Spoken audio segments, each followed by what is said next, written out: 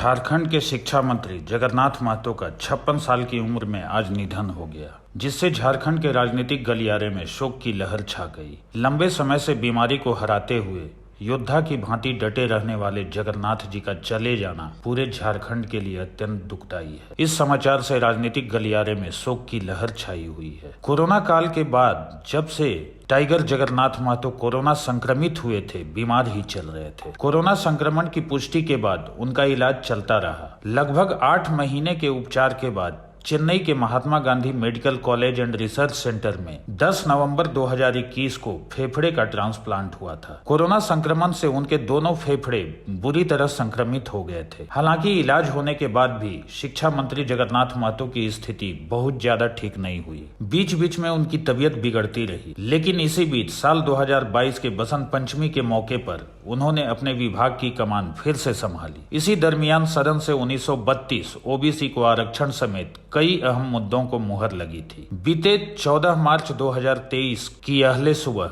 शिक्षा मंत्री जगन्नाथ महतो को एक बार फिर सांस लेने में तकलीफ हुई। तब उन्हें आनंद फानंद रांची के धुरवा स्थित पारस अस्पताल पहुंचाया गया। वहां पर उन्हें स्टेबल करने के बाद एयरलिफ्ट कर चेन्नई रवानगी की तैयारी थी। इसी बीच मुख्यमंत्री हेमंत सोरेन विधानसभा सत्र के बीचों बीच उनसे मिलने अस्पताल पहुंचे। मुख्यमंत्री हेमंत सोरेन और जगन्नाथ महतो की यह आखिरी मुलाकात थी। इस दौरान मुख्यमंत्री हेमंत सोरेन ने कहा था कि हमारे जगन्नाथ द फाइटर हैं और वह हर परिस्थिति से लड़ जाएंगे। उसके बाद उन्हें एयर एम्बुलेंस के जरिए चेन्नई रवाना किया गया। लगभग 21 दिनों की लड़ाई के बाद आखिरकार जगन्नाथ दा नहीं रहे। समर्थकों के बीच वे टाइगर उपनाम से लोकप्रिय थे। झारखंड के जमीनी मुद्दे और मसलों की जगन्नाथ महतो को गहरी समझ थी। कोरोना की पहली लहर में सक्रियता के कारण वे इस कदर बीमार हुए कि फेफड़े का प्रत्यारोपण करना पड़ा। तबीयत ठीक होने के बाद उनकी सक्रियता पूर्व की भांति ही रही। उन्होंने वर्षों से राज्य में चल रहे पारा शिक्षकों के आंदोलन के मद्देनजर उनकी अपेक्षाओं को पूरा करने में कामयाबी हासिल की। पृथक झारखंड आंदोलन से जुड़े रहने की वजह से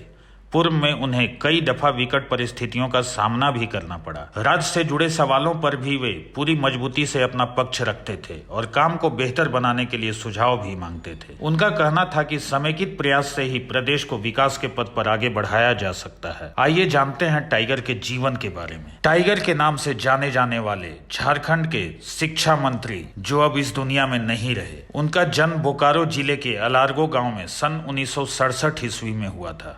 उनके पिता का नाम नारायण महतो था।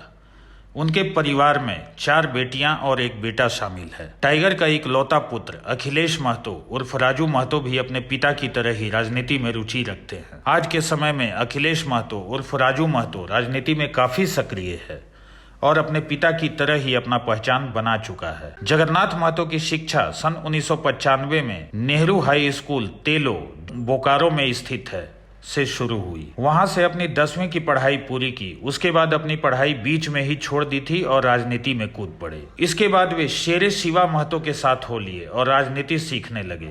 टाइगर जगन्नाथ महतो अपना राजनीतिक गुरु झारखंड का शेर कहे जाने वाले शिवा महतो को मानते थे, जो अब इस दुनिया में नहीं है। शिवा महतो जेएमएम के संस्थापक सदस्य रहे थे। उनका 104 साल की उम्र में 28 फरवरी 2022 को निधन हो गया था। जेएमएम सुप्रीमो शिबू सोरेन की तरह ही शिवा महतो भी सूदखोर, माफिया और महाजनों के खिलाफ आवाज बुलंद किए थे। इसी कारण लोग उन्हें शेरे झारखंड के नाम से भी संबोधित करते थे। जगन्नाथ महतो का राजनीतिक जीवन की शुरुआत झारखंड आंदोलन से हुई। झारखंड आंदोलन के अग्रणी नेता के रूप में वे जाने जाते थे। खांटी जमीनी और आम लोगों की तरह उनके बीच रहने वाले जगन्नाथ महतो ने 1990 में राजनीतिक सफर की शुरुआत की थी। डुमरी विधानसभा क्षेत्र के तत्कालीन झामुमो विधायक रहे शिवा महतो के साथ सियासत का ABCD सीखना शुरू किया था। साल 2000 के विधानसभा चुनाव में जब झामुमो से टिकट नहीं मिली तो समता पार्टी से हाथ आजमाया, पर जीत नहीं मिल पाई। लेकिन 2005 आते आते परिस्थितियां बदली। जुझारूपन के कारण इलाके के लोग उन्हें टाइगर कहने लगे थे। झामुमो ने टाइगर को टिकट थमाया। टाइगर ने भी 2005 का चुनाव जीतकर खुद को टाइगर साबित किया। 2005 में मिली पहली जीत के बाद उन्होंने कभी हार का मुंह नहीं देखा। हालांकि उन्होंने 2 बार गिरिडीह सीट से सांसद का भी चुनाव लड़ा था, लेकिन वे हार गए थे। 2019 में उन्हें झारखंड कैबिनेट में जगह मिली और वे शिक्षा मंत्री व उत्पाद मंत्री के रूप में शपथ लिए। झारखंड के शिक्षा मंत्री के रूप में पद संभालते ही वह आलोचनाओं से घिर गए। लोगों ने कहा कि 10वीं पास को कैसे शिक्षा मंत्री बना दिया गया है। ऐसे में एक उदाहरण पेश करते हुए 53 साल की उम्र में फिर से पढ़ाई शुरू की। साल 1995 में मैट्रिक परीक्षा देने के लगभग 25 वर्षों के बाद 10 अगस्त 2020 को बोकारो के नवाडीह स्थित देवी महतो इंटर कॉलेज में 11वीं कक्षा में दाखिला लिया और आगे की पढ़ाई पूरी करने का मन बनाया। लेकिन परीक्षा के ठीक पहले कोविड संक्रमण के कारण परीक्षा नहीं दे पाए। 20-21 शैक्षणिक सत्र पूरा होने के साथ झारखंड एकेडमिक काउंसिल की ओर से इंटरमीडिएट रिजल्ट प्रकाशन के दौरान जुलाई 2021 के अंतिम सप्ताह में वे जैक कार्यालय पहुंचे। इस दौरान उन्होंने कहा था कि अगर जिंदा रहा तो अगले साल इंटरमीडिएट की परीक्षा जरूर दूंगा और पास भी करूंगा। टाइगर ने 1932 पास कराने में अहम भूमिका निभाई थी।